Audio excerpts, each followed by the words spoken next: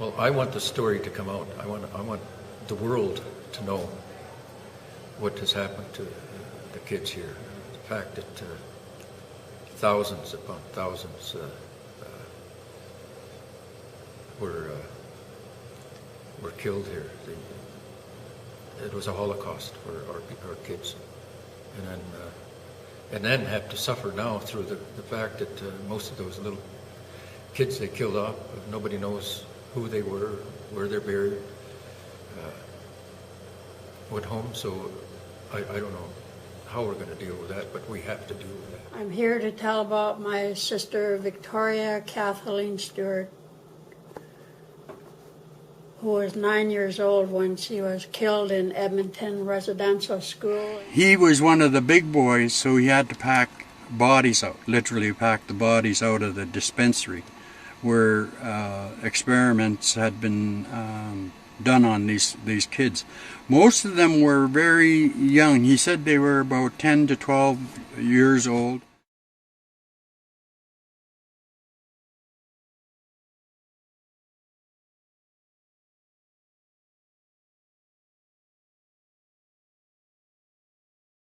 Hello and welcome to the second session of the International Common Law Court of Justice, convened under natural law and the law of nations.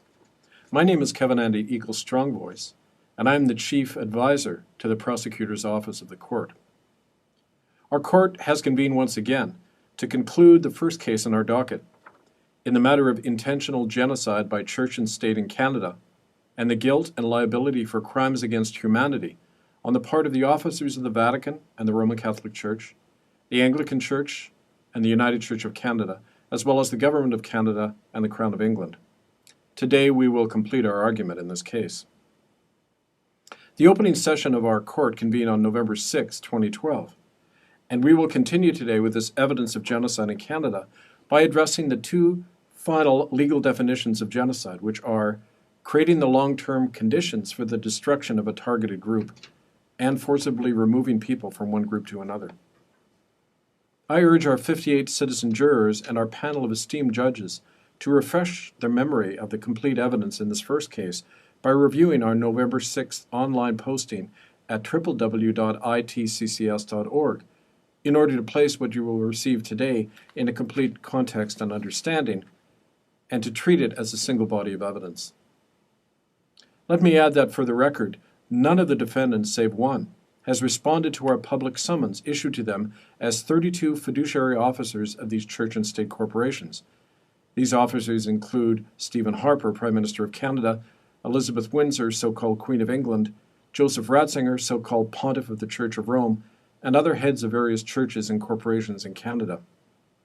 Our prosecutor's office is therefore obliged to proceed with our case against these defendants, with the understanding that after the presentation of our case and our closing arguments, these defendants will have a third and final opportunity to present a case in their own defense before a final verdict is rendered. Now, before we proceed by addressing these two final aspects of the crime of genocide, I've been asked by our prosecutor's office to submit some new and extremely significant evidence that has been acquired since the posting of our opening arguments on November 6, 2012. This new evidence clearly proves that the enormous death rates in Canadian Indian residential schools were undeniably the result of an intentional plan by churches and the government to destroy Aboriginal children. I submit to the court exhibit documents numbered 73 through to 78, which are statistical records and correspondence from the Department of Indian Affairs located in the Public Archives in Ottawa, Canada. These documents clearly show that in the final years of the 19th century, the average death rate among Indians as a whole in the central prairie region of Canada was much lower than the death rate among Indian children in the same region once these children entered Indian schools, and that this enormous leap in mortality rates occurred practically the same year that the first Indian schools were opened. In other words, deaths within these schools cannot be blamed on health conditions already existing among Indian nations, as the defendants have argued, nor did the enormous death rate develop over time, but was present at the very start of the Indian residential school system. Exhibit 73 is a list of the death rate among treaty Indians from Manitoba to Alberta in the year 1889, the same year that the first government-authorized and church-funded Indian schools opened in Western Canada.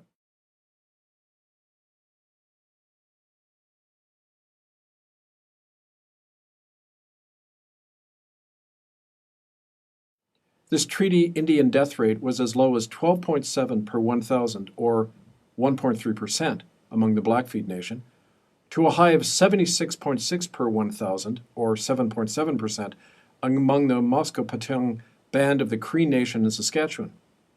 The average death rate among all 19 of the separate tribes surveyed was therefore only about 4.8%.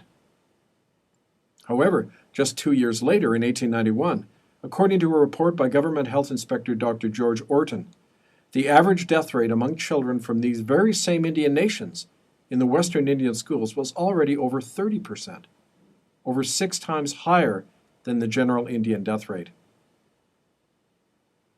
Exhibit 74 is even more dramatic, showing how in the year 1896, 8 out of 13 children had died at the Catholic Qu'Appelle Indian School in Saskatchewan, or about 70% of them, a rate over 10 times higher than the general Indian death rate in the same period.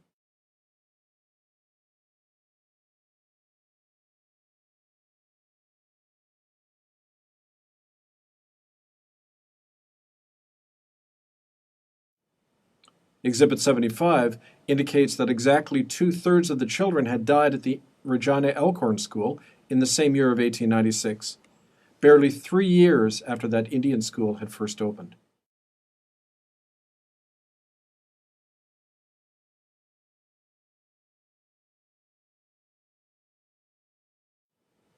It must be noted that the statistics at hand indicate that this huge jump in death rates seems to have occurred predominantly in Western Indian residential schools, as Exhibit 76 reveals.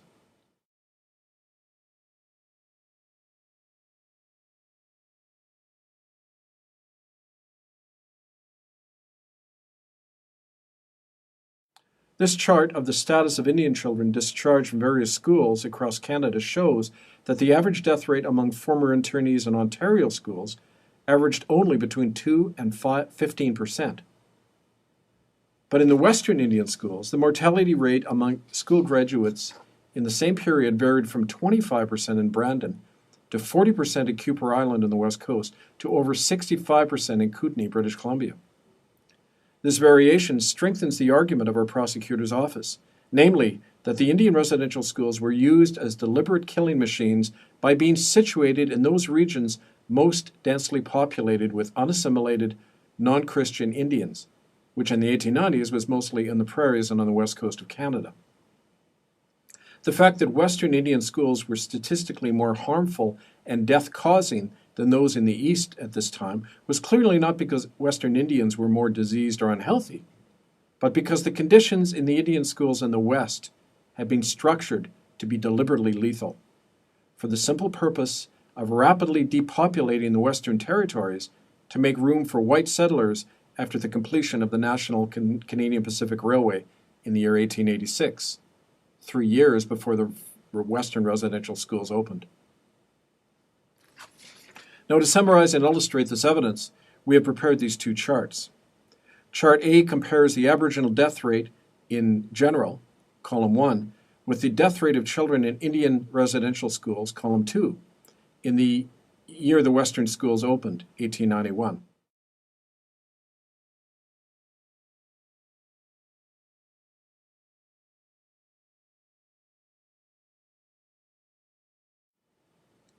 Chart B compares the Aboriginal death rate in Ontario Indian residential schools, column 1, with the death rate in Western Indian residential schools, column 2, in the year 1900.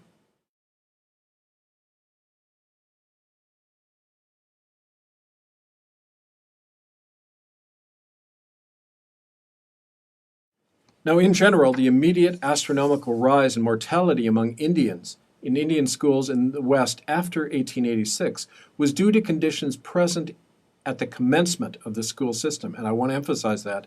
These deadly conditions were present at the very commencement of the residential school system.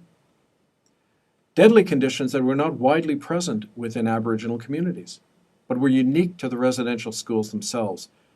Disease-filled conditions, in the words of Government Inspector Dr. Peter Bryce in 1909, that were, in his words, quote, being deliberately created, unquote. Now we know exactly what these conditions were: tuberculosis contagion and an unclean, underfed, and unhealthy environment where Indian children were deliberately imprisoned, brutalized, and never treated or helped. We must therefore conclude that these so-called Indian residential schools were established with a clear purpose: to make Indian children lethally sick, particularly in the schools of the Western Territories. This purpose is indicated as well by the official response to the reporting of this huge and sudden growth in the Indian death rate, which indicates a clear intent to conceal this mortality rate, as Exhibits 77 and 78 reveal. Exhibit 77 is a letter from a Western Indian commissioner in June 1903 to the Indian Affairs Superintendent in Ottawa.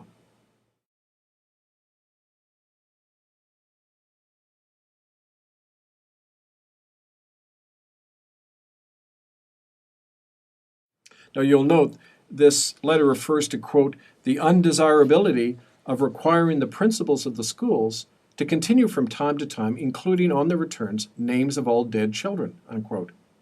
The commissioner recommends instead, quote, entering in the return a statement showing simply the number returned as dead on the previous return, unquote.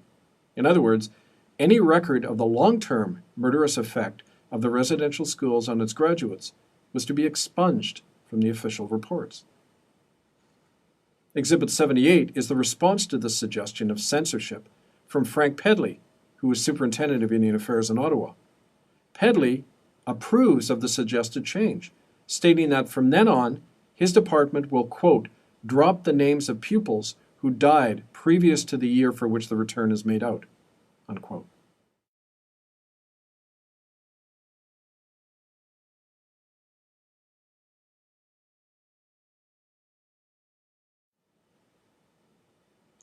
Clearly, the fact that enormous numbers of children kept dying after graduating from these facilities caused the government to officially conceal this continuing death rate by as early as the year 1903. Well, to summarize this first bit of evidence, the facts therefore speak plainly. 1. Indian children began dying in much higher numbers out of proportion to normal Indian mortality as soon as they entered the Indian residential school system, and this death rate remained constant over decades. 2. The conditions causing these deaths were present from the very beginning of the residential school system, most demonstrably in the Western Territories, where 3/4 of the residential schools were located by the year 1920. 3. This enormous mortality was concentrated among most independent and unassimilated, that is, non-Christian Indian nations. 4. Any statistical record of the broader long-term consequences of this huge mortality rate was officially censored from Canadian government reports after the year 1903. All of these facts clearly indicate an intentional purpose by the Canadian government and the operating churches to use Western Indian residential schools to kill off large numbers of Aboriginal children. Now, a survivor of 2 Western Indian residential schools, Peter Yellowquill of the Anishinaabe Nation in Manitoba, sums up what this murderous regime was like in practice in Video Exhibit 79. There's absolutely no reason for these places, none whatsoever, except one thing: genocide. They should declare it a national site of tragedy or something. They should declare this place, you know, a monument to the churches and Canada's spiritual adultery and to the genocide they committed. If there was ever a place, this should be it.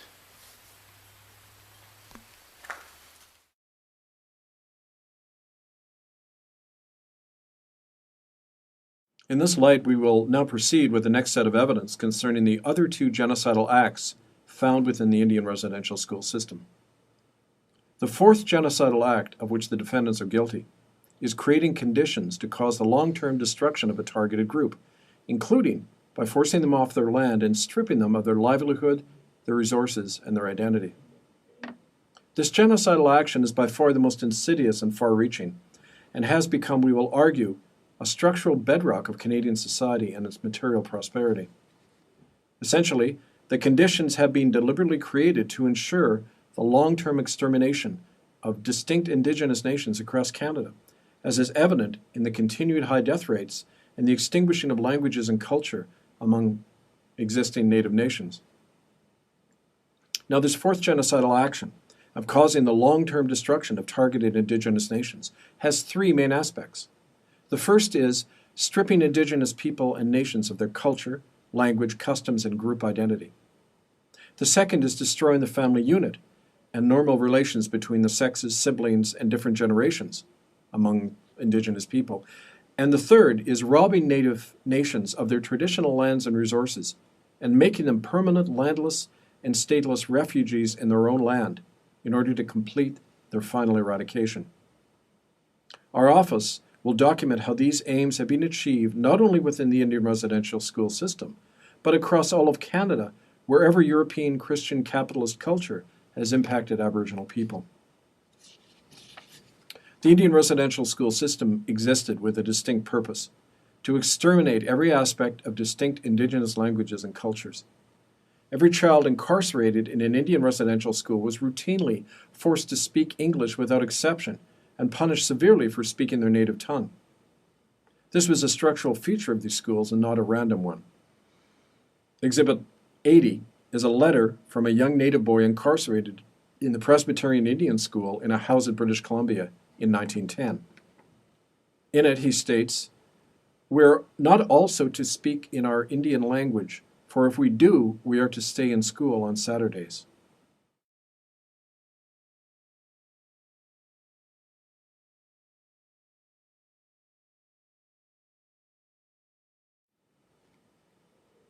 Punishment inflicted on Indian children for speaking their own language was often much more severe.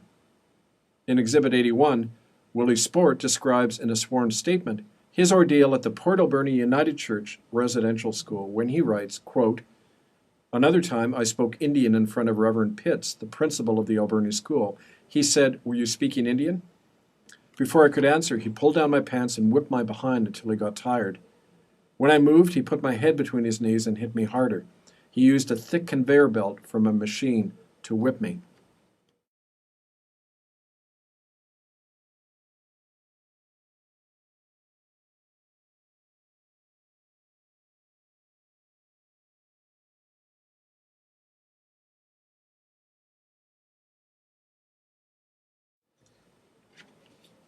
Other West Coast survivors like Vera Hunt and Dennis Tallio describe being made to beat other children for speaking Indian as they came to run down a gauntlet of other students. Children died as a result of these beatings, according to Vera Hunt. Now, in video exhibits 82 and 83, Joan Morris and Martha Joseph, both former prisoners in West Coast Indian schools, described how they lost not only their language, but their identity as Indigenous people. I've lost my language too. I can understand it, but I can't speak it either. And I cry too, 'cause I've lost my culture. I have survived Kipper Island. I have survived Nanaimo Indian Hospital. My mom, I never had a mom. She went in when I was 2 weeks old. She came out when I was 15 years old. Our people were punished just for speaking our language. And all our artwork was taken away because we thought we're a cult. We're a cultic people. And when the lines were drawn on the land like you're living here today, if one of our First Nations people were caught off the reserve back in the early 1900s, they were caught 3 miles off the reserve, they were charged by the authorities. You had to have permission to leave the reserve from the Indian Department. And they had a book stamped. The language of a people is their soul. And as oral cultures, all of the laws, the history, and economic life of Native people in Canada were traditionally contained in their languages. Once the language is gone, so is every one of these foundations of culture. And so the legal banning of Indian languages was central to the plan by church and state for the destruction of Native nations. That banning was first enshrined across Canada in the federal law in the Indian Act of 1927, the same year that Indians were denied the right to hire a lawyer or go to court or convey land transactions, and just prior to the passing of the first sexual sterilization laws aimed at Indians.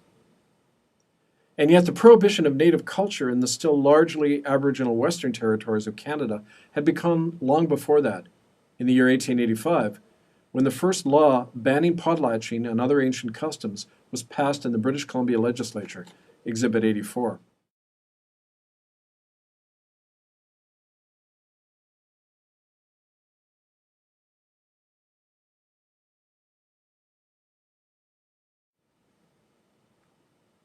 This law was in effect until 1953, and under it, countless native elders were imprisoned for practicing their customs.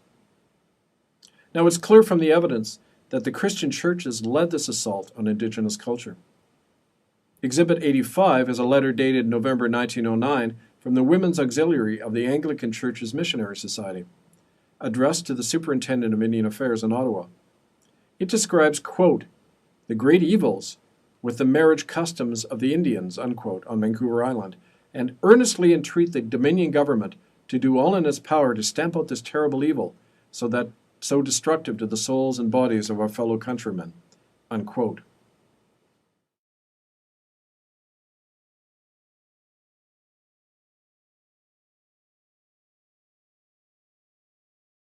In fact, the prohibitive laws against potlatching, marriage, and other Aboriginal customs arose from much earlier church plans for eradicating non-Christian peoples in North America, one established by Jesuit-trained missionary and later Bishop Paul Duryea of the Oblate Order. Exhibit 86 is a leaked internal document from the Oblate Order headquarters in Montreal. It describes the Duryea plan in detail.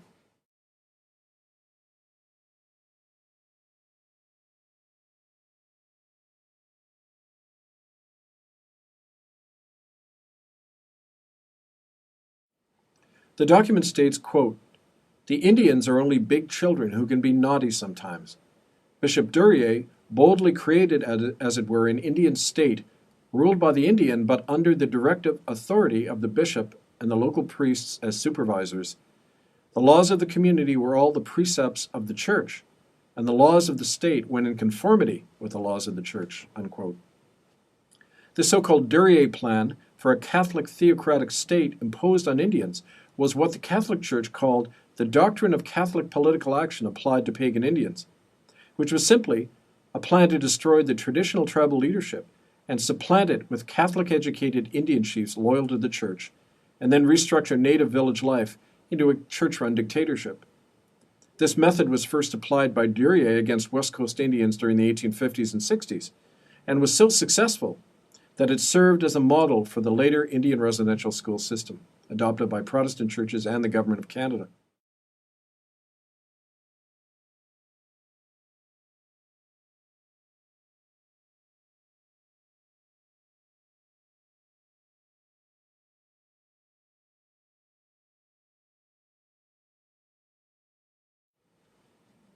Under the control of a priest, Catholic Indians in their villages were incited against their neighbors through their operation of a spying system known as the Watchman.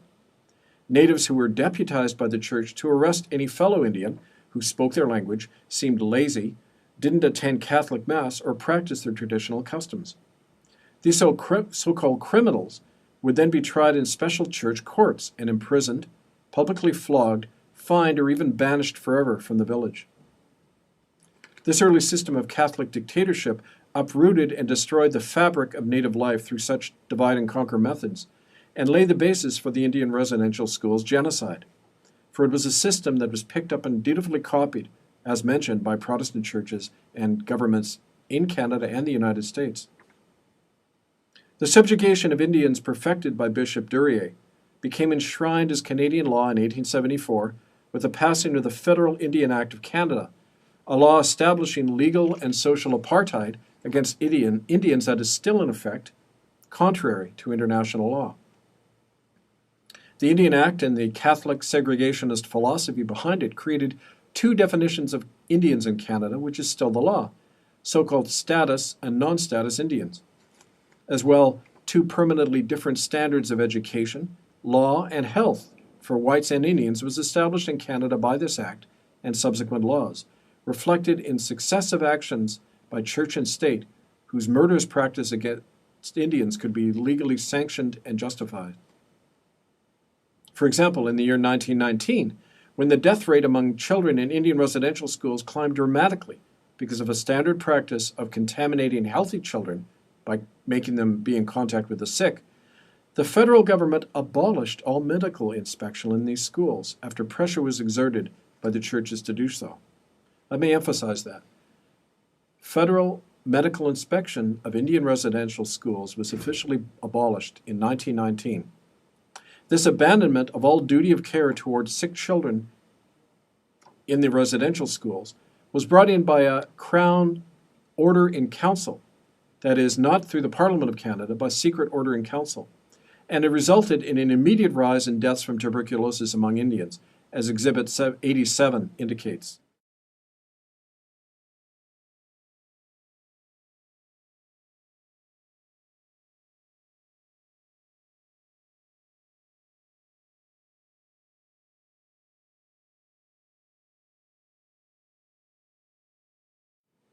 This intentional abrogation of all responsibility for the care of Indians by the Crown of England and Canadian government was a deliberate criminal act.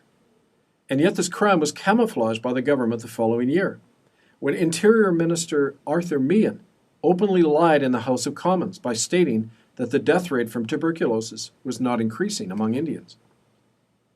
Between 1919 and 1920, deaths from tuberculosis among Indians in Canada more than tripled, according to the government's own published records. But according to Exhibit 88, on June 8, 1920, when asked by a member of Parliament whether tuberculosis was increasing among Indians, Arthur Meighen stated, quote, "We are not convinced that it is increasing, but it is not decreasing." Exhibit 88.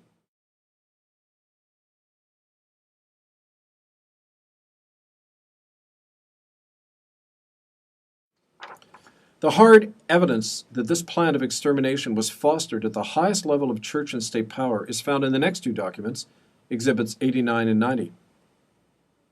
Exhibit 89 is a copy of the Master Agreement establishing church and state co-administration of all Indian schools across Canada.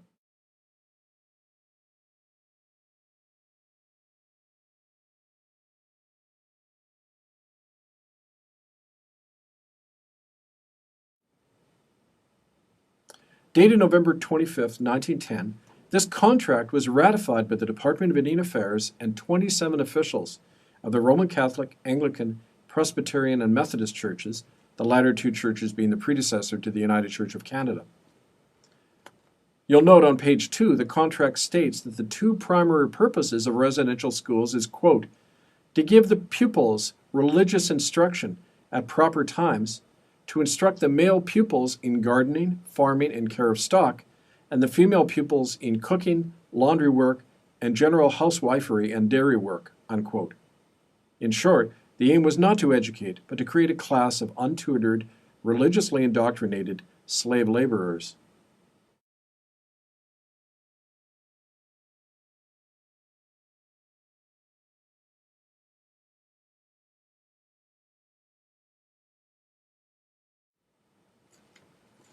Exhibit 90 reveals a similar statement that was issued 16 years later at the National General Council meeting of the United Church of Canada, formed by an Act of Parliament and by the Union of the Presbyterians and Methodists the previous year. The United Church policy statement governing Indian work reads, quote, in our residential schools, we are trying to give the Indian boy and girl instruction that is practical and such as will prepare them to be successful farmers. No occupation will so soon dispossess him of his nomadic instincts and fix upon him a permanency of habitation as gardening, care of stock, and farming. Many of our graduates surrender their treaty rights and become naturalized, and for them and their children, the Indian problem is forever solved, since it is the Indian massed in tribes and kept on reserves which creates the problem. Exhibit 90.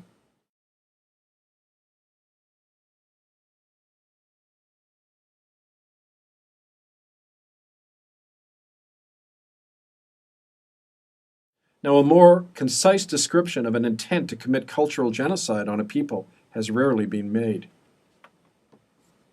Finally, it is important to note that this clear genocidal aim was facilitated by the fact that traditional indigenous governments were destroyed by Euro-Canadian culture and replaced with puppet Aboriginal band councils controlled by the government that still administer the official native world today. In 1914, amendments to the Federal Indian Act prohibited all native political bodies except a state-appointed band council that was chaired and controlled by the local white Indian agent. Exhibit 91 is a copy of minutes of the Squamish Indian Council on the West Coast, dated September 31st, 1939. The chairman of the council, you will note, is F.J.C. Ball, the Indian agent.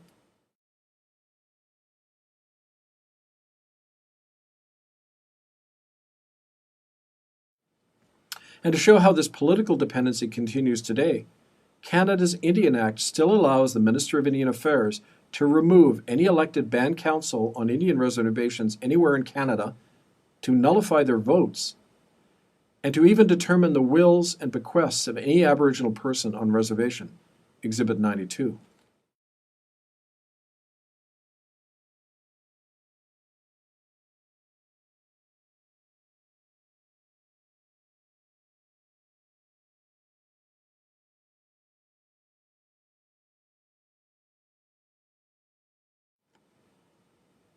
This permanent dehumanization and destruction of all aspects of Aboriginal life was made all the more effective by aiming itself at the very heart of Indigenous communities, by destroying the very fabric of family life and relationships.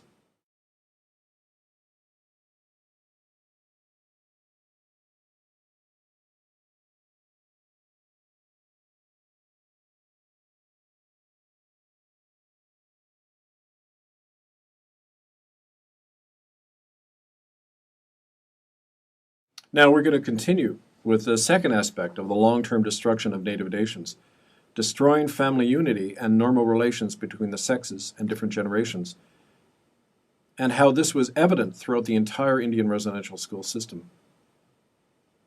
Peter Yellowquill is a hereditary elder of the Ojibwe Anishinaabe Nation in Manitoba, and he was imprisoned in 2 United Church residential schools in the 1950s and 60s. He describes the destructive effect on his culture and family in video exhibit 93. And we took that poison home. But it was here, we learned nothing here about ethics, morals, or nothing. You learned absolutely nothing about your family. Nothing at all. The discipline was corporal, and it was swift, and it was terror. It created terror in your mind. And it bruised your body and bruised your spirit. We were little boys and little girls. Pierre Kruger is a survivor of 2 Catholic residential schools in central British Columbia. In video exhibit 94, he describes how he and other members of his family were encouraged to have sexual relations with one another, and how residential school destroyed their wider family, all the result of actions of priests and others in the residential school system. As we got a little older, they made us do a lot of things that we didn't even understand what we were doing. We were forced to do these things by our older kids or whatever, uncles, cousins that came back from residential school. We were forced to do these things on some of our own cousins and stuff like that. And you know, and as we grew up older, you know, we thought that was normal. We didn't know that, you know, how to really make love or what sex was about. Because from what we were taught, you know, turn them all over, and they're all sisters. You know, a lot of us didn't have a clue, and our parents. Most of our parents lost that parenting skill when they went to residential school. So the teaching of sex or whatever, there was nobody there to teach us what sex and love was all about. So, you know, when you learn something when you're 3, 4, 5, 6, 7 years old, you're forced to do something, you know, then as you get older, it becomes normal. Retired RCMP officer George Brown, a northern British Columbia Indian who was incarcerated in a United Church residential school at the age of 6, describes in graphic detail the consequences on his own family and his life in Video Exhibit 95. You felt, what did I do wrong? What did I do to deserve to go to such an establishment? It was not explained to me. Right to this day, we still don't know why we went there, and we were just herded off like cattle. And immediately, going onto the train, I learned that we were separated from our family members, and we were not allowed to communicate with one another. And we got to the residential school. We never did go to school, and we were never fed. We were always starving. And the mental abuse was there, physical abuse, and they treated us like animals. They'd throw food at us. The early plan of the government to encourage this destruction of Aboriginal families and life is described in Exhibit 96, from a letter from Indian Agent R.H. Pidcock to A.W. Vowell, British Columbia Indian Superintendent. The letter dated July 22, 1891. Now again, this is 2 years after the start of the Western residential schools. The letter states, quote, "I know of nothing more likely to be of real benefit to the Indians of this agency than an industrial school, after the plan of other industrial schools erected in the province, where the youth of both sexes might be taken permanently away from the influence of the present mode of life." Let me restate that. Where the youth of both sexes might be taken permanently away from the influence of their present mode of life, unquote.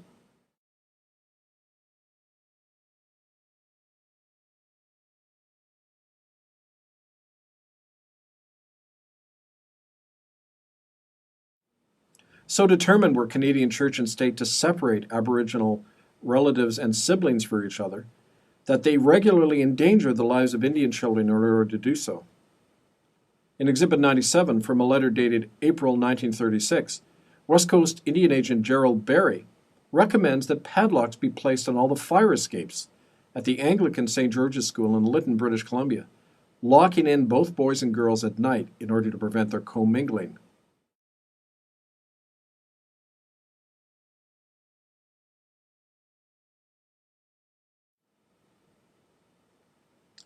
Exhibit 98 is a letter dated September 1904 from a top Indian Affairs official affirming that it is the policy, quote, that no communication should exist between the boys and girls dormitories at the Ahousaht Indian Residential School.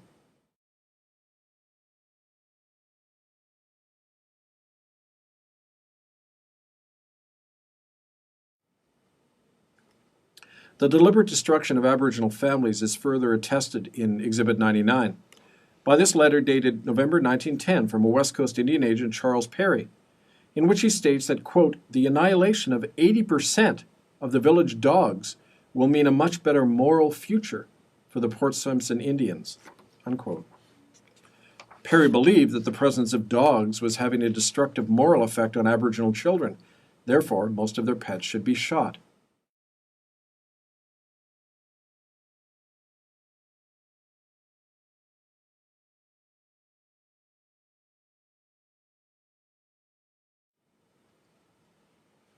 Native children were routinely forced to watch the torture, rape, and humiliation of their brothers and sisters at the hands of staff and clergy in residential schools. Lillian Shirt of the Cree Nation in Alberta. And then Jenny was tied like this, barefoot, to the post.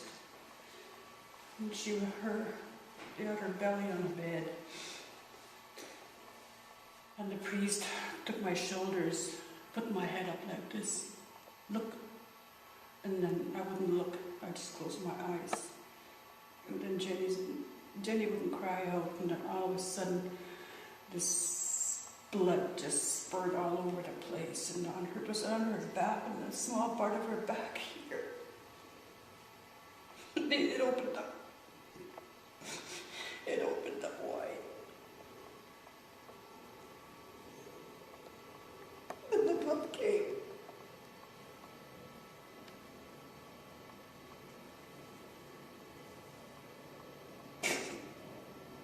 Oh God.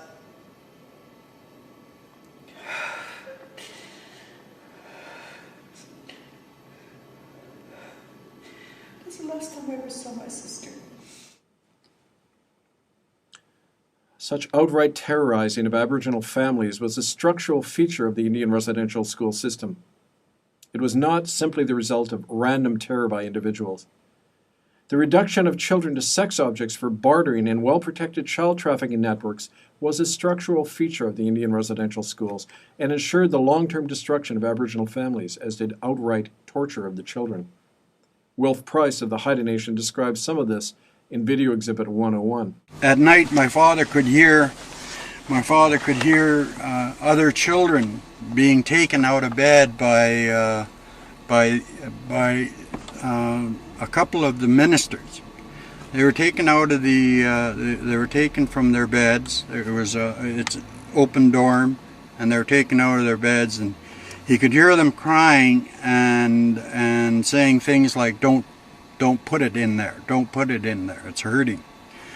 He never witnessed it, but he knew what was happening because these kids would come back, and he'd have to get up because he was the oldest. He'd have to get up, and he would be putting cold packs, cold and wet packs on their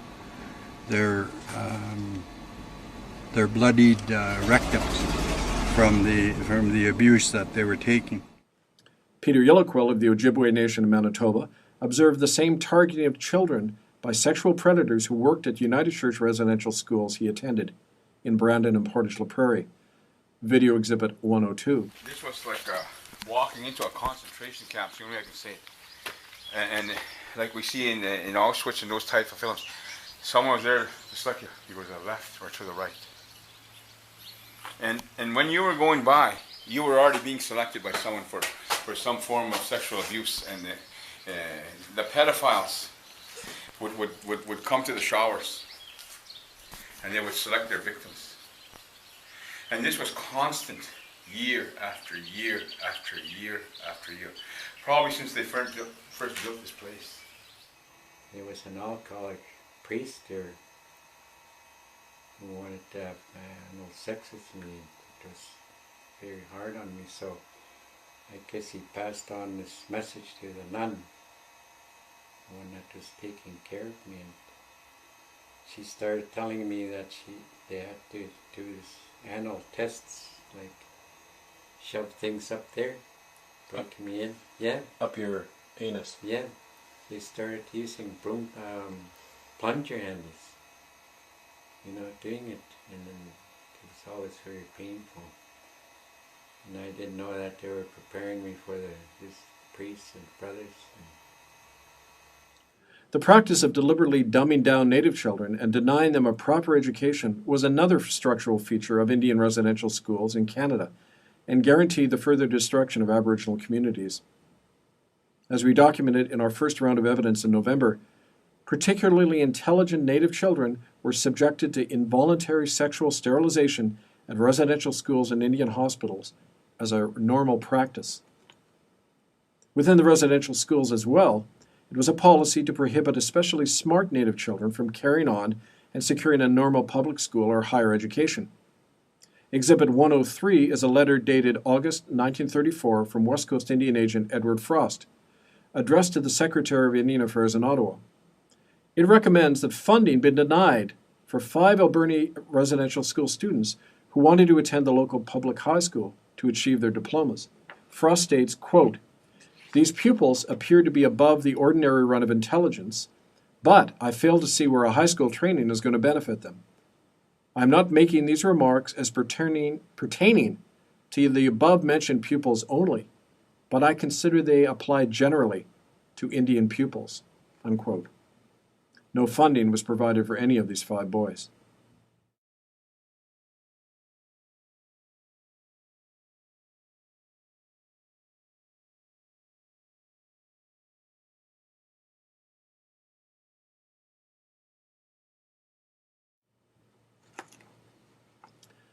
Finally, the classically effective method of divide and conquer was utilized in the Indian residential schools to pit Aboriginal families against one another, including by paying puppet chiefs to kidnap and transport children in their own communities into the residential schools, or to track them down when they escape from there. Exhibits 104 and 105 are receipts issued by the Indian Affairs Departments and a local taxi company in Duncan, British Columbia, in February 1940. Both of them indicate payments made to Cowichan Band Council Chief Fred Thorne for transporting children to the Catholic Cooper Island Residential School and for locating and returning 2 truant pupils to the same residential school.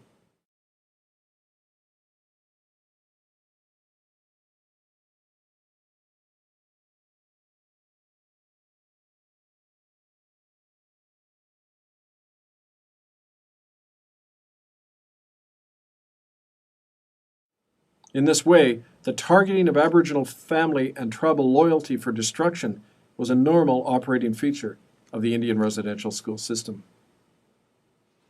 Now, the third aspect of the long-term destruction of Native people in Canada involves robbing Native people of their lands and resources and reducing them to stateless and landless refugees in their own country in order to complete that final eradication. This crime is probably one of the easiest to demonstrate, since the displacement of Native people from their lands and resources has been a cornerstone feature of Canadian society from its very inception. Suffice it to say that today, on average, Aboriginal groups in Canada retain less than 1% of the original land base. Now, the foundational beliefs and laws responsible for the European theft of Aboriginal lands are described in detail in our accompanying work, Hidden No Longer, Genocide in Canada, Past and Present, which you can access at www.hiddennolonger.com. These beliefs are over 15 centuries old and emerged from European Christendom, and specifically the customary law based on the Roman imperial tradition known in Latin as terra nullius, meaning the land of no one. And to give some background, this law and 15th century papal bulls known as Romanus Pontifex and Inter Caetera declared that non-Catholic populations were not human and therefore did not own or control their own lands or even their own souls. The Pope in Rome, under his own laws and ways of thinking, had the right to grant any such people's land to whoever he chose. This basic notion that Indigenous people do not possess sovereign authority over themselves or their land has never altered and continues to operate today in Canada as under any colonial system derived from European Christendom. A simple glance at the preamble to the Indian Act of Canada reveals how Euro-Christian appropriation of Aboriginal lands is ingrained in Canadian law, custom, and thinking. Exhibit 106 is the latest revised version of the Federal Indian Act, which describes natives as, quote, a body of Indians for whose use and benefit in common lands, the legal title to which is vested in Her Majesty, have been set apart, unquote.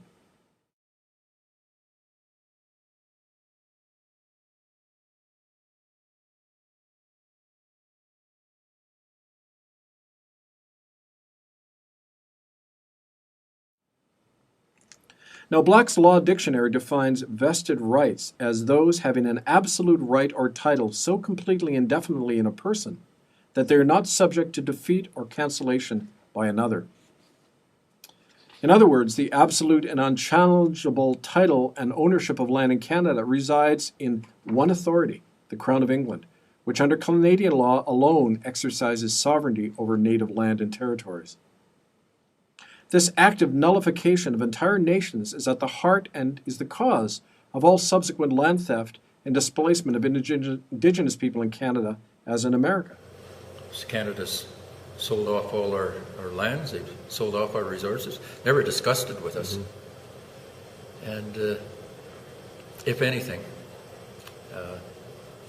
this is probably one of the reasons why they moved Indians onto these concentration camps called reserves. But today they're probably upgraded to a new status of ghettos, and that's what they are today. They've used this most racist piece of legislation called the Indian Act to control the whole economic setting for First Nations people. Copying the papal practice of distributing other people's lands to various invaders, The Crown of England established a system known as clergy reserves by the early 19th century, even before Canada proper came into being.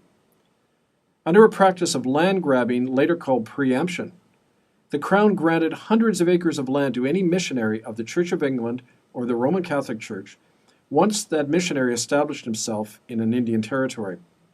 Acquiring these vast areas of resource-rich lands became a prime motive for Christian missionary work among Indian nations, and for the later establishment of Indian residential schools on these lands, especially in Western Canada. Exhibit 107, for example, indicates the location of Indian residential schools in British Columbia in the year 1920. Every one of these schools was located on or close to the prosperous local fishing grounds or timber stands occupied by the Indian nation, whose children were incarcerated in the local residential school.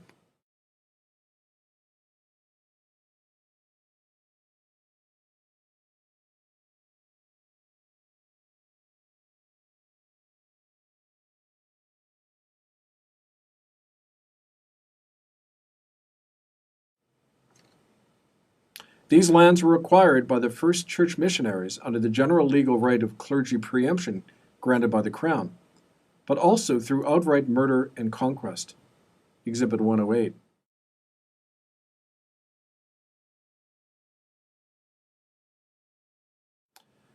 In 1864, this man, Church of England missionary John Sheepshanks, disseminated smallpox through forcible inoculations among the Chilcotin Indians of central British Columbia. Over 90% of the Chilcotins then died within a few months, and their land was immediately acquired by a group of shareholders that included Reverend John Sheepshanks, who were all part of the Hudson's Bay Company affiliate known as the Puget Sound Land Company. This company had preempted the Chilcotin land the week before Sheepshanks had begun his deadly inoculation there of the Chilcotins. For his wiping out of most of the Chilcotins in the interest of his business partners, Reverend Sheepshanks was rewarded not only by his fellow shareholders, but by the Crown of England, which soon after made him the Bishop of Norwich and awarded him a permanent seat in the British House of Lords that he occupied until the year 1909.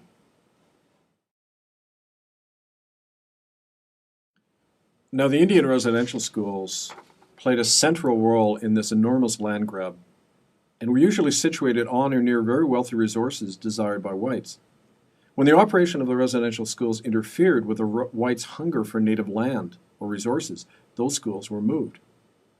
In this letter from Indian Affairs Superintendent Duncan Campbell Scott, dated May 1919, he writes to a Presbyterian church official that the proposed location of the church's Alberni residential school is considered, quote, detrimental to the town, and that the presence of the school will attract the Indians to the reserve in the vicinity of Alberni, thus tending to perpetuate the Indian holdings, which the town people hope will soon be open for settlement, unquote. The site of the residential school was then moved. Exhibit 109.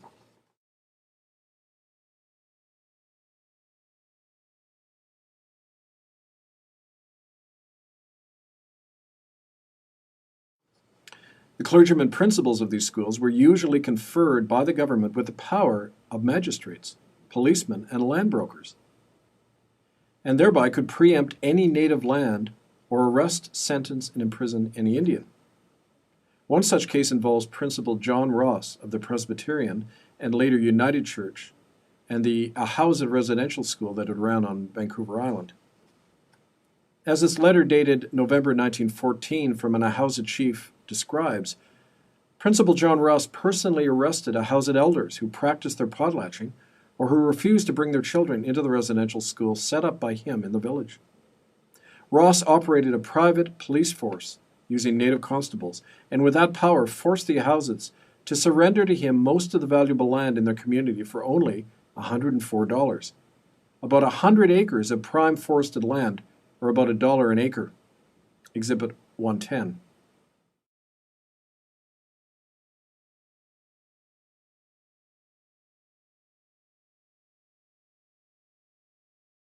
Now, Exhibit 111 shows that at the time, this parcel of land in Marktoses village was actually worth over $15 an acre, not $1, according to the government's own figure.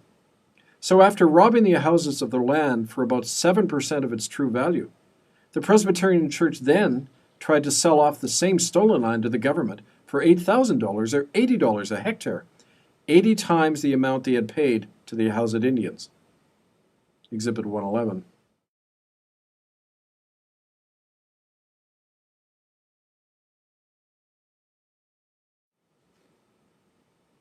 This kind of land profiteering and speculation eventually profited the heirs to the Presbyterian Church, the United Church of Canada, and its corporate partners.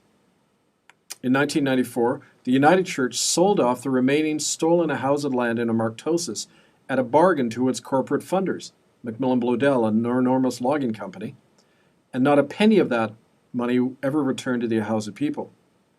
This continued exploitation of indigenous land by modern-day churches and their corporate benefactors is elaborated in a joint open letter by former United Church ministers Bruce Gunn and Kevin Annett in Exhibit 112. And this whole matter will be the subject of a separate case in the docket of our court later on.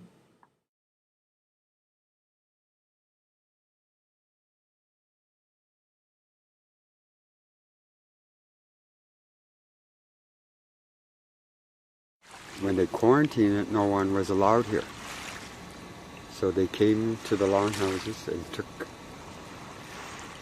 all the ceremonial and the belongings of our families. And then after they've taken them, they came with the gunboats. And there were 3 longhouses here. And there was the family longhouse. And there was a community longhouse, a smokehouse. And the gunboats came and blew them all up, destroyed them all. This practice of missionary church profiteering in stolen Aboriginal land was not confined to Canada's west coast or to the United Church. All over Western Canada by the early 20th century, Catholic and Protestant churches were granted actual title to Aboriginal lands after they heavily pressured the government to surrender to them such control. Exhibit 113, for example, is a letter written in March 1888 from Methodist Church Superintendent Alexander Sutherland to the government, claiming that the trouble experienced by the Methodists in their dealings with the Indians was due to the fact that, quote, "we have no legal or formal claim to any particular quantity of land," unquote. Sutherland says, "The department should give us a title of occupation, protecting us alike from complaints of individual Indians and also from trespass either by individuals or by the band." Sutherland also asks for the right to sell the land and its building to purchasers. Exhibit 113.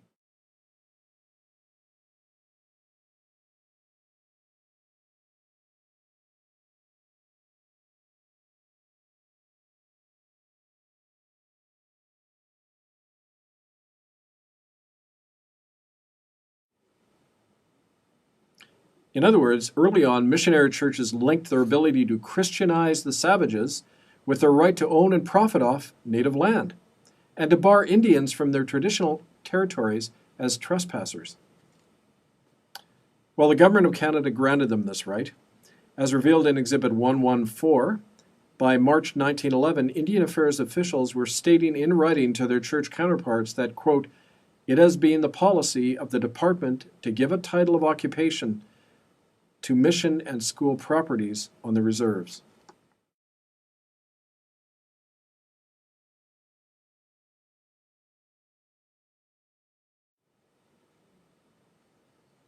Canada went even further to ensure unimpeded church access to native lands and resources. Exhibit 115 is taken from the Act of Parliament that established the United Church of Canada in 1924.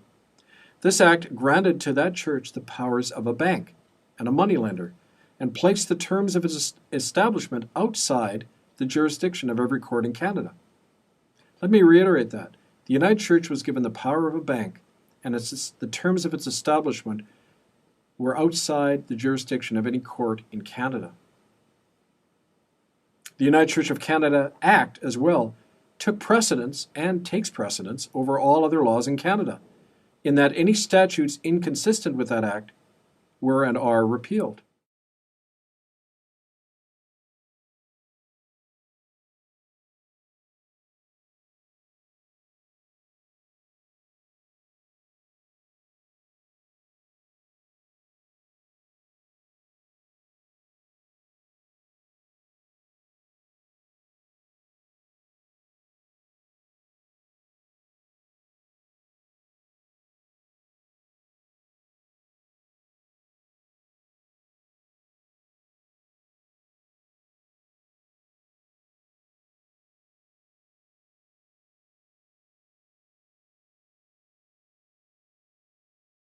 To quote the act, assented to in Parliament on July 19, 1924, quote, "The United Church, a body corporate, shall have power to lend money, to borrow money for its purposes, to make and execute bills of exchange, promissory notes, and other negotiable instruments, and shall have the power to collect on a loan, and to give and grant any property or interest to another," unquote. Now, as a self-governing financial institution, this state church acted effectively as a land broker in Aboriginal territories, and along with similarly empowered Catholic and Anglican church missionaries, was able to actually seize the lands of indigenous nations under the guise of religion and education, and then sell off and broker that land to other parties. As a result, the vast and lucrative Aboriginal territories of Western Canada were rapidly claimed by churches throughout the 20th century.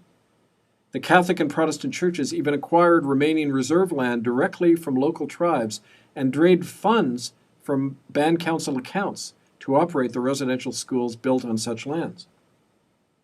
Exhibit 116 is part of a lease issued in November 1943 by the federal government to the Oblate Catholic missionaries, whereby the Crown handed over to the Catholic Church land of the Musqueam Cree Nation in Saskatchewan.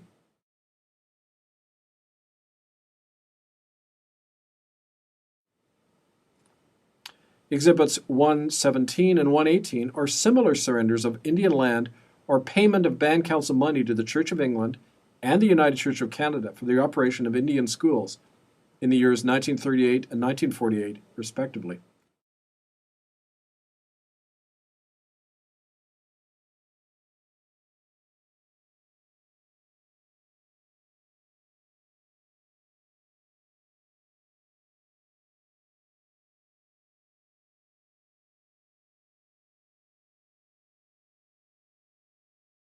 Exhibit 119 indicates that $140 from band council money of the Sioux Wahpeton Indians of Saskatchewan was paid directly to the Presbyterian Church to construct a new church on the reservation.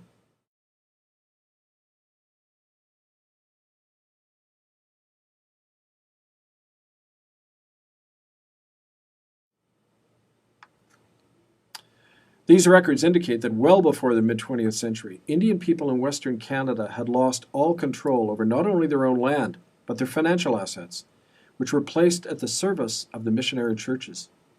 Native families not only paid for the residential school internment camps, where half of their children would die, but they maintained these camps through their own labor and wealth, and from the slave labor of the interned children there. That's why any call for justice has to include the return of that land and assets to the Native nations by all of these churches. Now, these words of West Coast Federal Land Commissioner and missionary Gilbert Sprout in 1868 sum up the attitude and practice of Christian Canadians towards the Indians' right to their own land. Quote, "We often talked about our right as strangers to take possession of the district. As the Indians disclaimed any knowledge of the colonial authorities in Victoria, and had sold the country to us under the fear of loaded cannon pointed towards their village, it was evident that we had taken forcible possession of the district. Any right in the soil which these natives had as occupiers was partial and imperfect, since besides plucking wild fruits and cutting a few trees to make canoes and houses, the natives did not in any civilized sense occupy the land.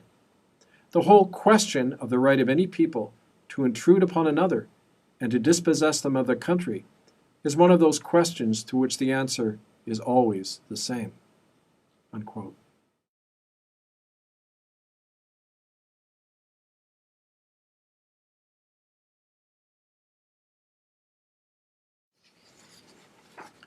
Well, the consequence of this dispossession of Aboriginal land was to rapidly create Indians as a permanent underclass and denationalized and a stateless group of people in their own land.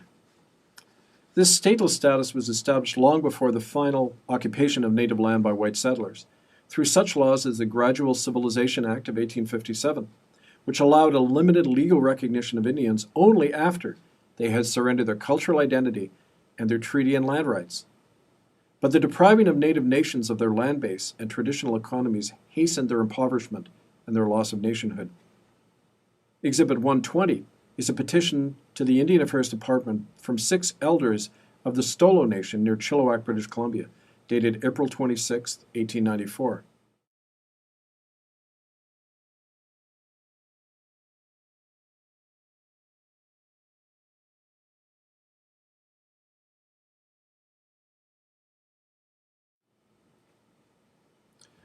The petition objects to the government's recent denial of the Stolos' right to sell fish and thereby compete with white fishermen, as well as the destruction of their fish supply, and it states, quote, "We are also told at certain seasons that we may catch fish for our own use, but not sell them to white people. We think this is very unjust. We would also like to protest against the wholesale slaughter of the sturgeon in the Fraser River. Now the white people are going about to destroy what seems to be our last resort," unquote. The petition also protests the government's policy of suppressing native medicine and healing customs while stopping all medical supplies to them. Quote, "We are very sorry that the government has stopped giving medicines to our sick people, whilst at the same time we are told that our own doctors are not to practice. When sickness overtakes us, many of our people die because we cannot pay the white man doctor, and we have no money to buy medicine," unquote.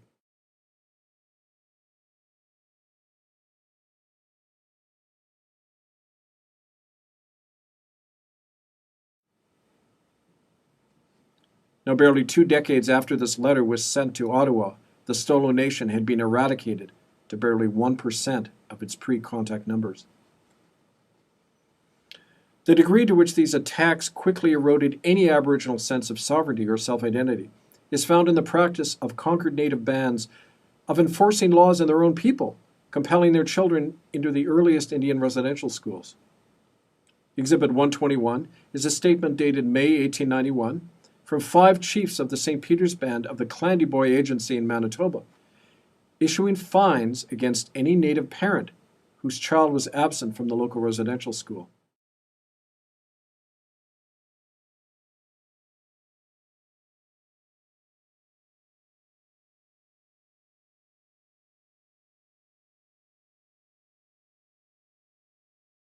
The government then used this precedent to pass amendments to the Indian Act compelling such attendance in Indian schools. And this culminated eventually in the federal law of July 1920, requiring that all Indian children in Canada attend residential schools. Exhibit 122.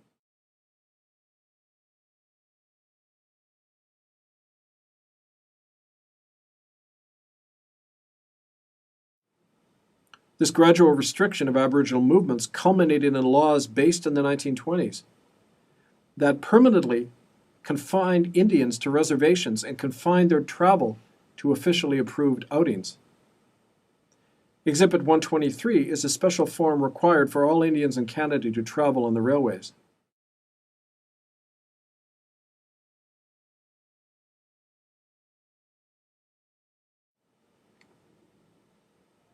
Now, under the Indian Act, reservations are still internment camps supervised by the government. This kind of legal restriction of a targeted group's movements is another feature of a genocidal regime once the people have lost title and control over their own land. And this stateless condition still characterizes Aboriginal life in Canada today.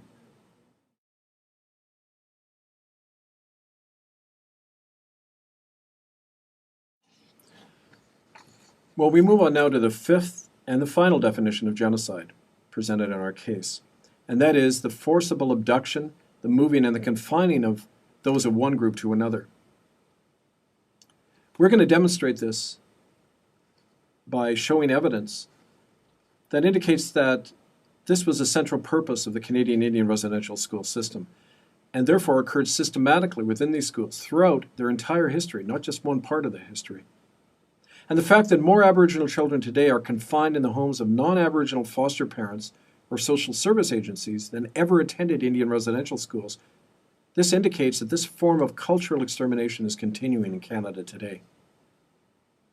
The federal law requiring the forced abduction, transfer, and confinement of Native children into special camps called residential schools was passed in the Parliament of Canada on July 1st, 1920. The parliamentary debate that preceded this law is very interesting because it indicates a clear intent by the government to separate Aboriginal children from their group and place them in another group in order to wipe out their cultural memory and sever all ties to their families. In Exhibit 124, from the Parliamentary Hansard Record of June 8, 1920, Minister of the Interior Arthur Meehan defends the establishment of Indian boarding schools. He states, quote, "As regards the day schools in the West, I fear there has not been any great success. The chief difficulty has been to get the Indian children to attend with sufficient regularity to make progress. The boarding school is the proper system of Indian education. But the great trouble is that just as soon as the child gets out, his tendency is to revert back to the reserve. And in a short time, the value of his education is largely lost. We must encourage and enable the Indian to be enfranchised and to be out away from the reserve to fight his own way in the world like other people." Unquote.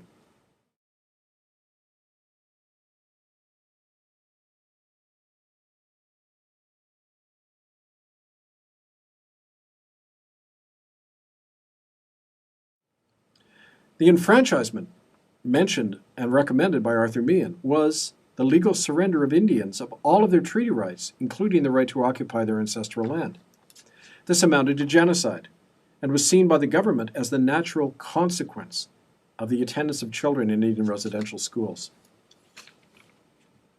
It's also significant that in the same speech, Arthur Meehan made glowing reference to the File Hills Indian Residential School in Saskatchewan, run by the Catholic Church, where the death rate among students averaged nearly 69%, according to Indian Affairs Dr. Peter Bryce. Meehan stated, quote, "The File Hills colony is undoubtedly a phenomenal success," unquote. A success, that is, in killing off Indian children.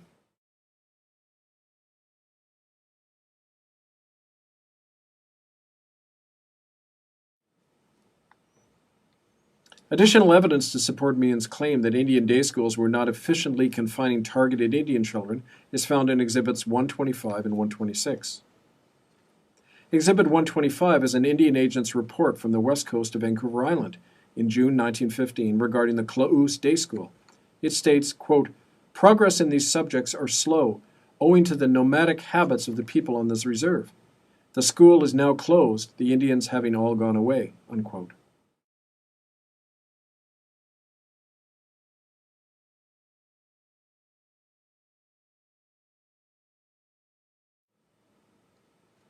Exhibit 126 is a report by the Methodist Church on the level of attendance in their Indian day schools and residential schools for the year 1924 to 25. The average attendance of Native children in day schools is well below 50%, in some cases as low as 10%. But the attendance in their Indian boarding schools is nearly 100%.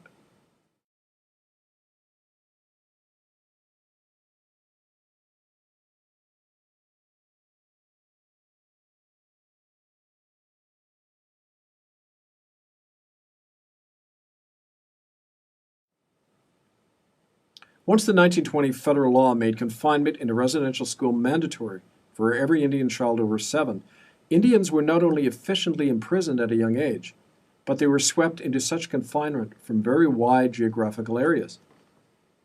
Exhibit 127 shows the number of students from different regions of British Columbia held at the Coquelites Residential School east of Vancouver, run by the United Church.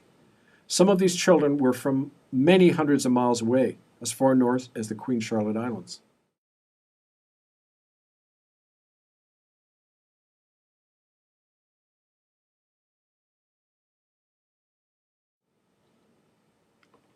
It was a normal practice for children much younger than the prescribed age of 7 to be seized by RCMP officers, clergy, and others who were deputized to abduct children from their villages. Native parents could be arrested, fined, and sent to jail if they resisted. Now, George Brown was abducted and forcibly incarcerated at age 6 in the United Church School in Edmonton. In video exhibit 127A, he describes his separation from his family. Well, the only thing you're worried about is how you're going to survive at the day. Because you had no mother, you had no parents, and you didn't even know where you're at, even though you ended up somewhere.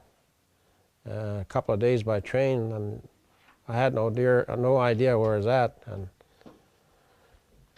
when we got there, like I said, we were all in the same dorm in one floor, double bunks, and there was sexual abuse going on all around with the kids, and I was sexually abused, and kids would be screaming throughout the night, kicked right out of their beds and flying in here and landing screaming. So we lived in constant fear, and we're always cold and lonely. I didn't look forward to going home because of the fact I knew I was coming back again. So there's quite an amount of stress there that you know, the 6, 7-year-old kid and 8-year-old kid has to go through, knowing you're going to go back to the same environment and the same bullshit as why are we going back? What did we do wrong? You know, and what did we do to deserve to be treated like this, like animals? And Wilf Price of the Haida Nation describes how his own father was forcibly taken into the local residential school in northern British Columbia in video exhibit 127B. They were herded into the dump truck. They were brought directly, they were driven directly to the loading area down at the main wharf and literally kidnapped from Macedon, one of these old tramp steamers. And they were, all 14 of them were kept in the lower part of the boat, and they were never allowed out. I mean, they had to pee there, they had to poop there, they had to eat there. I mean, they were just jammed into one little room for 5 days. Exhibit 128 is from the statement of United Church Alberni school survivor Harriet Nahani, who said, quote, "The Mounties made clean sweeps of all the coastal villages, taking all the children to residential school, even the toddlers. The parents would sit on the beaches for days and just sob for their children. And a lot of those kids never came home, except in a coffin," unquote.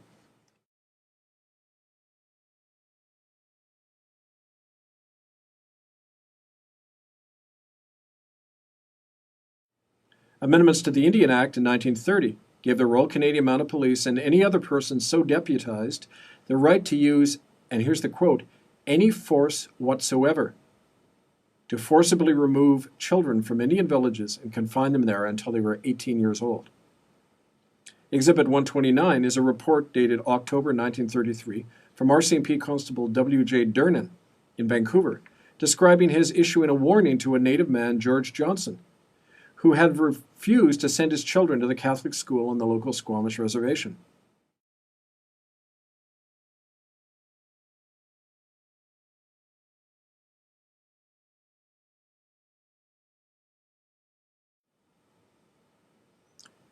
Exhibit 130 is a similar RCMP report issued 5 years later, in April 1938, describing the hunting down and arrest of 3 Indian boys who ran away from the same residential school in North Vancouver.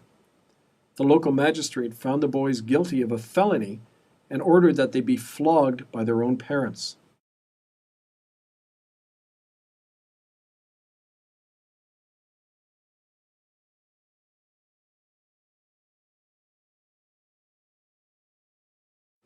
Now, as we've noted, Indian children who were sick or infected with tuberculosis were regularly admitted into Indian residential schools, as Del Riley describes in video exhibit 131. When you came in there, what was your condition?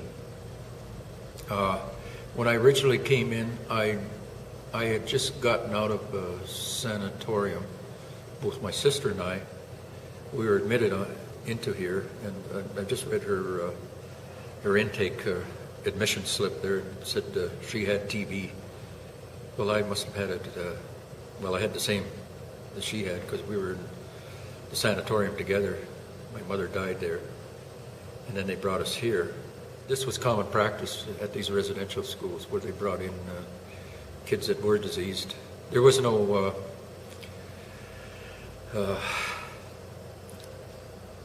say filtration system within the school to properly circulate air or anything. So if one kid got sick, they all got sick. Yeah.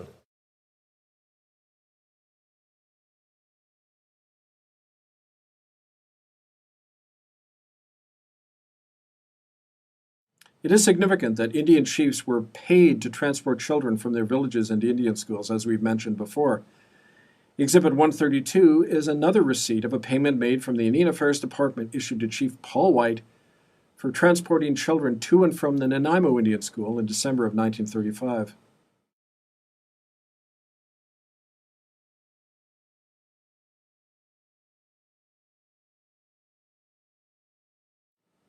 Indian band councils had for many years been pressured by the government to incarcerate their own children in Indian schools.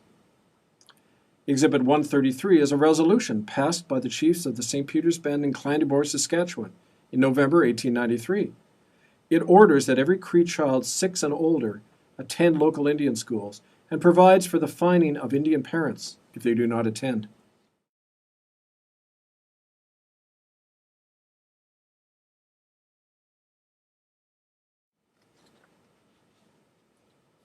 Once Indian children were brought to the incarceration centers called residential schools, they were separated by sexes and were never allowed to see their brothers or sisters or their relatives. Residential schools were all constructed according to the same standard H shape in order to permanently segregate males from females. Exhibit 134 is a blueprint of the Catholic Christie Indian School in Quayclaw, Vancouver Island.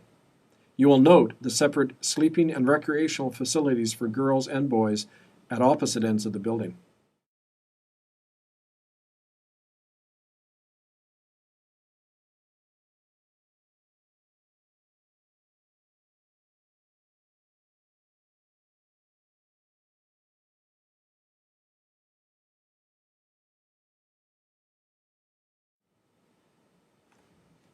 Upon entering residential school, all children were immediately dehumanized and regulated by having their heads shaved and being issued a number that was their new identity. The system of classifying and numbering students is shown in Exhibit 135, a standard quarterly return report, in this case from the Catholic school in Kamloops, British Columbia, September 1947.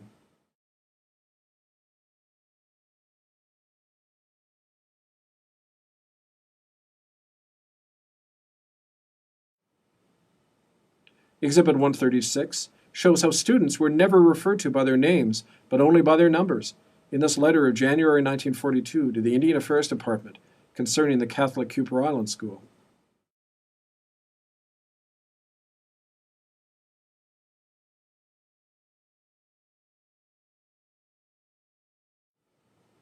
It should be noted that despite this record system, it was common practice never to state the cause of death of Indian children on these forms. Exhibit 137 shows a list of discharged children at the Catholic Seashell School in January 1938. Student Louis Johnson, number 155, is listed as dead, with no cause of death recorded.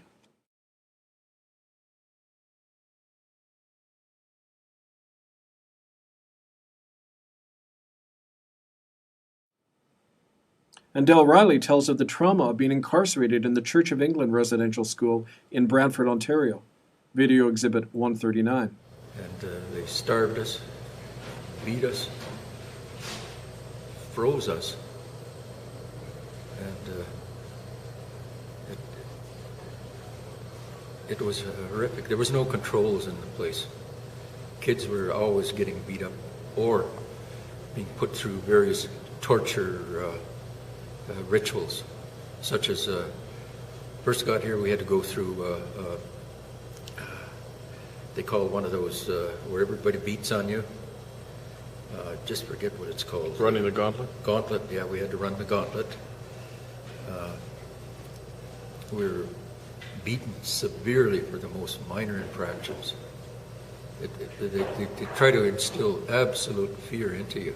Now, we've noted the constantly unhealthy, unsafe, and substandard condition in these schools. Exhibit 140 reveals that the highest church authorities knew of dangerous conditions in them and yet deliberately did nothing. This exhibit is a letter from the Indian School Commission of the Church of England dated June 1943. Concerning its St. Michael's Residential School in Alert Bay, British Columbia, it reads, quote, "We recognize that this building is a fire trap, but consider that unless it is immediately demolished, it is safer to keep it in use." Unquote.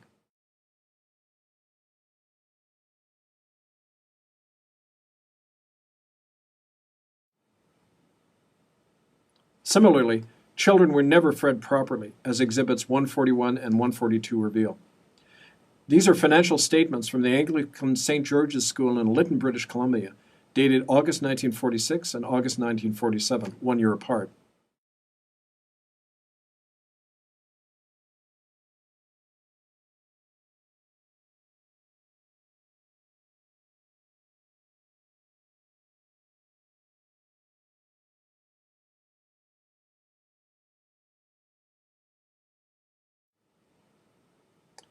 In 1 year, the money spent on food for the children has been cut by more than 50%, from $1,109 to $514, and fuel for heating the children's dormitories has similarly been slashed by nearly 50%.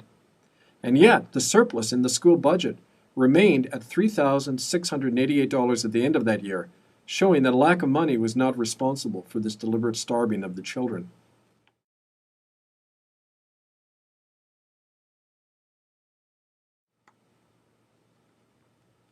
These murderous conditions led to continual escapes and attempted escapes from residential schools by the children. Punishment for escaping was severe.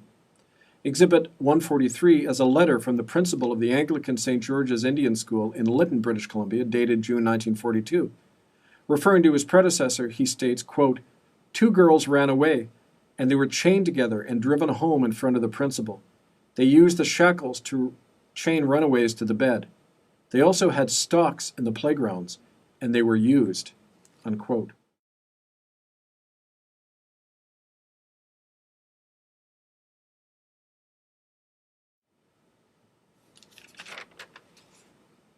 Del Riley describes the fate of his brother when he ran away from the Church of England residential school in Brantford, Ontario, in video exhibit 143A. A brother of mine was, he ran away 15 times from this place, and he was beaten severely every time, sometimes so badly that it took him over a month to heal up. But he still preferred to run away than to try to exist in this hellhole. Other punishments routinely inflicted on children for running away included public floggings, rape, solitary confinement without food or water for days, and random physical tortures. Wilf Price describes the torture of his father at the United Church Edmonton Residential School in video exhibit 143B. So they brought my father into the barn, and they said, "Okay, do you believe in God and all of this stuff?" And he said, "No, I can't. I've got my own religion." And they said, "Okay, fine." And they stripped him down naked. They sat him on a chair, tied his hands down, tied his feet down, spread his legs apart, and used probably one of the first cattle prods, electric cattle prods. And there was a lot of electricity going through it because Dad said there was a huge cable at the end of it, and they just had a big round thing at the head of it, and they just touch him with it, and they just barely touched his penis, and his penis immediately flew up into the air, and he didn't scream out. He would not scream, but he said the pain literally went through his whole body. The electric shock went through his whole body, and they did this about 10 times to him, and he would not give in to them. And finally he just passed out from the pain. But his penis and his balls were his testicles were so swollen and so burned that it took him at least 2 months to recover, and he couldn't walk, he had to walk. He had to go to school every day, and he had to do work. But it was so painful that he was unable to do anything, even if he'd wanted to.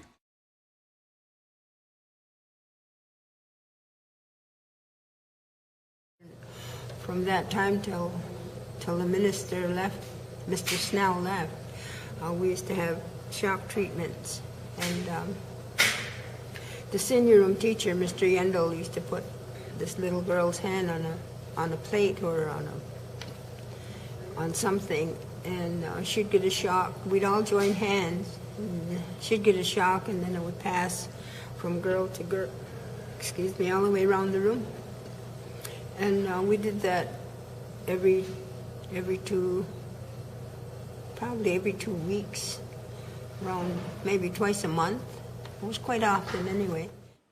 It should be noted that these brutalities occurred under the legal auspices of the churches that operated the schools, which had a legal obligation to care for the Indians under their charge.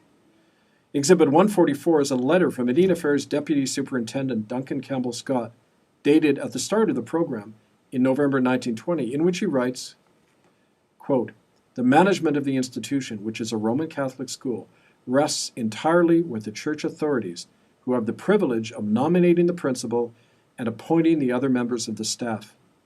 The church authorities are held responsible for feeding and clothing the children." Unquote.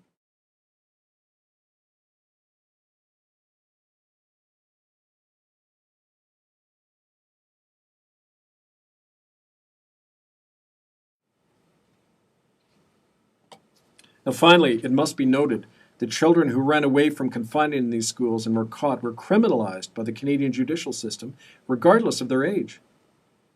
Exhibit 145 is an excerpt from the 1956 edition of the Indian Act of Canada, and states that any Indian who is absent from the residential school shall be deemed to be a juvenile delinquent under the law.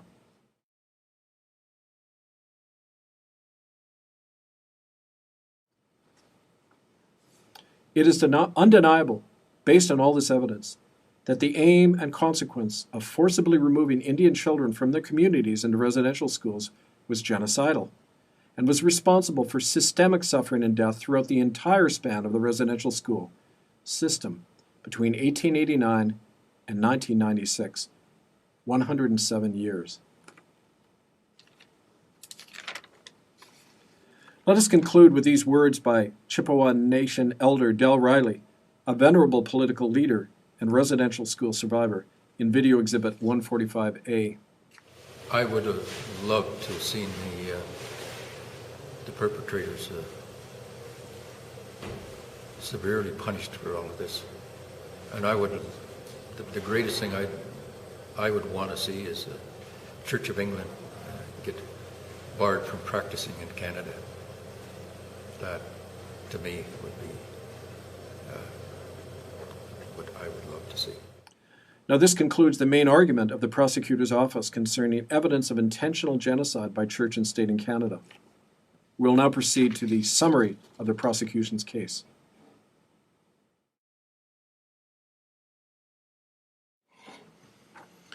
May it please the court, we will now summarize the prosecution's argument and case. 1. The prosecution has proven beyond any reasonable doubt the existence of a premeditated plan and criminal conspiracy by the defendants and their organizations to depopulate and exterminate non-Christian Indigenous populations and their children under the guise of religious education and the so-called Indian residential school system. And these defendants are the Government of Canada and the Crown of England, the Vatican and the Roman Catholic Church, the Anglican, Presbyterian, Methodist, and United Church of Canada. 2.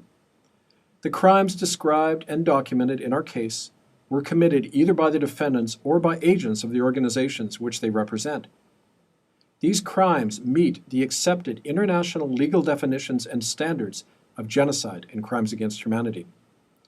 The defendants are therefore in clear and direct violation of every provision of the United Nations Convention on the Crime of Genocide and of the Rome Statute of the International Criminal Court, and they can and must be held personally and corporately responsible for these crimes. 3. This genocidal plan and conspiracy was established by the highest officials of the Crown of England, the Vatican, the Government of Canada, and the aforementioned churches as early as the year 1889, and was codified in a contract signed by all of these parties in Ottawa in November 1910. The general target of this conspiracy were the surviving, unassimilated, and non-Christian Indigenous nations of Western Canada and their lands and resources. 4. As a result of this plan and conspiracy, at least 50,000 and as many as 100,000 Aboriginal children died or disappeared in the Indian residential school system between the years 1889 and 1996 because of a constant mortality rate of between 30% and 60%. The fact that this huge death rate was present at the very inception of the Indian residential school system and continued for at least half a century indicates a clear genocidal and murderous intent by the operating government and churches that ran these schools. 5. Not one person and not one official of church or state has ever been charged or brought to trial in Canada for any of these deaths. 6. A primary cause of this massive death rate was a deliberate and continual practice by residential school staff of exposing healthy Indian children to those sick and dying from tuberculosis, smallpox, and other diseases, and then never treating them. This practice was actively tolerated, protected, and even encouraged by the highest officers of church and state in Canada. 7. The fact that the government and churches of Canada actively facilitated the spread of disease and death among Indian children is indicated by the following irrefutable evidence. A. Enormous mortality rates were present from the very start of the residential school system in 1889 and were vastly much greater than and out of proportion to the existing death rates in Aboriginal communities. B. By 1900, the Government of Canada adopted a practice of not hospitalizing or treating Indians suffering from tuberculosis and made no allowance for the treatment of Indians in federal health laws. C. In 1909, government inspectors described a regular practice in every residential school of housing the sick with the healthy and denying them medical treatment, and of deliberately sending children contaminated with smallpox and tuberculosis back into their Aboriginal communities. D. Despite this huge death rate of on average half the residential school students, in the same period of 1919 to 1920, the federal government abolished all medical inspection of Indian residential schools and made it mandatory under the law for all Native children to be interned in these deadly facilities. E. Between 1928 and 1933, provincial laws were passed allowing the legal, involuntary sterilizations of Indians in those provinces that were most populated with unassimilated Indians, Alberta and British Columbia. F. In the same period, Indians were stripped of the right to hire lawyers or sue in Canadian courts. And G. In 1929, in the midst of this assault on the rights and health of Indians, the government transferred legal guardianship power and control over Indian children in residential schools to the clergyman principal and their sponsoring churches. Point number 8.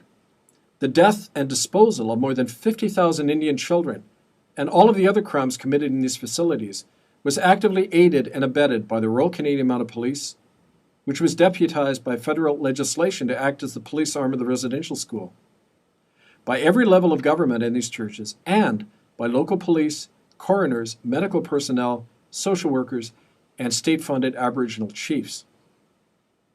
9.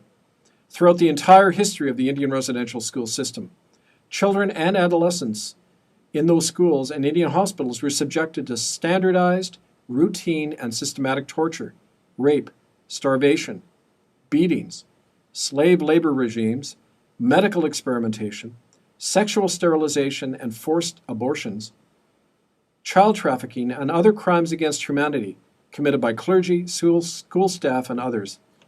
These crimes occurred under a cloak of official secrecy and legal protection emanating from the highest level of power in Canadian government and church. 10. These crimes have had a devastating intergenerational impact on Indigenous nations across Canada and have allowed the genocidal effects of the residential schools to continue among all of these nations today. 11. At no point in the entire history of the Indian residential school system did the operating churches or the government investigate or try to ameliorate the murderous conditions in these facilities, despite constant complaints by Aboriginal families and solid proof of the enormous death rates therein that existed as early as the year 1891. In fact, the churches continually prevented the closure of these facilities and did everything possible to conceal the crimes committed by their agents in them, as they continue to do so today. These facts are further evidence of the deliberate genocidal intent of Canadian church and state. 12. The government and churches of Canada, the Vatican, and the Crown of England, who are the defendants in this case, have actively obstructed justice and a genuine inquiry into the crimes in the residential schools, including by falsifying and destroying evidence, disinterring and destroying the remains of their victims, silencing whistleblowers and eyewitnesses, defrauding the public and the court system, and engaging in an ongoing criminal conspiracy to aid and abet these crimes. On the basis of these facts, the named defendants are consequently guilty on both counts of the indictment of planning and committing genocide and crimes against humanity, and of planning and engaging in an ongoing criminal conspiracy. They must be found guilty and receive the most severe sentencing. Therefore, it is the position of the prosecutor's office of this court that the following sentence should be imposed on the defendants and their organizations. Upon summary conviction, the named defendants must be immediately detained and incarcerated for a period of not less than 25 years without the possibility of parole. The personal assets and property of the defendants must be seized as part of the reparations owed by them to their victims and the people of Canada. As criminal bodies, the named organizations represented by the defendants must be legally and actively disestablished, and their entire wealth, property, investments, and assets, real and otherwise, must be seized, along with their archives, their records, and other evidence related to these crimes. These guilty criminal bodies that must be disestablished are the Roman Catholic Church and the Vatican, the Crown of England and the City of London and its Privy Council Office, the Church of England, the Government of Canada and the Prime Minister's Office, the Royal Canadian Mounted Police, the Anglican Church of Canada, the Presbyterian Church in Canada, and the United Church of Canada. As well, this court and others must immediately commence further proceedings against the accomplices of the defendants and others engaged in these and related crimes that are ongoing, including by launching a massive forensic investigation of the dozens of documented mass graves of children near former Indian residential schools and hospitals across Canada. And finally, this court must declare an immediate public banning of these persons, their accomplices, and their organizations in our communities, and the citizenry must actively enforce this banishment by having no association, legally or financially, with the guilty parties, their accomplices, and their organizations. On behalf of this office, we thank the indulgence of the court and its citizen jurors, and we trust in a verdict by the jury that will allow the living and the dead to finally be given justice by uprooting the institutional source of these crimes. I thank you, and the prosecution rests.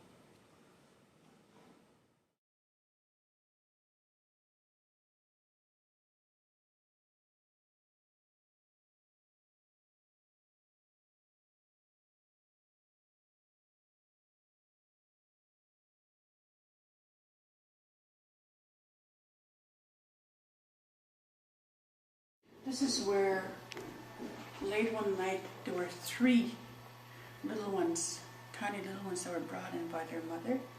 They were left here. And they cried so much that the nun took them and put them in this room. These little ones were brought in there. And we heard them cry for a long time.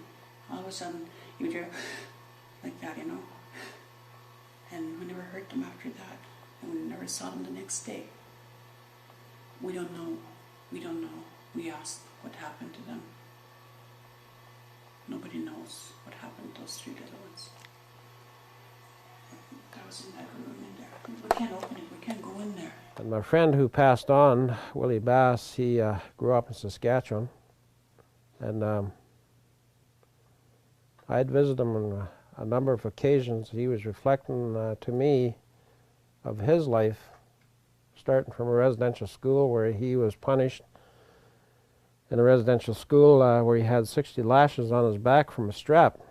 And he said, you're probably wondering how I know that, George. He said, because the kids had to count out the lashes on his back. And he said, you thought that was bad. He said, my buddy got it 300 times. And he said, the only reason why the sister had quit, he said, is because she was too tired. She couldn't wail anymore. And 2 weeks later, that young boy died. A lot of little graves behind the shed or the big shed there, unborn babies or babies. The girls on the girl side, some of them would get pregnant and they'd have the babies, and the babies would be snuffed out and buried there.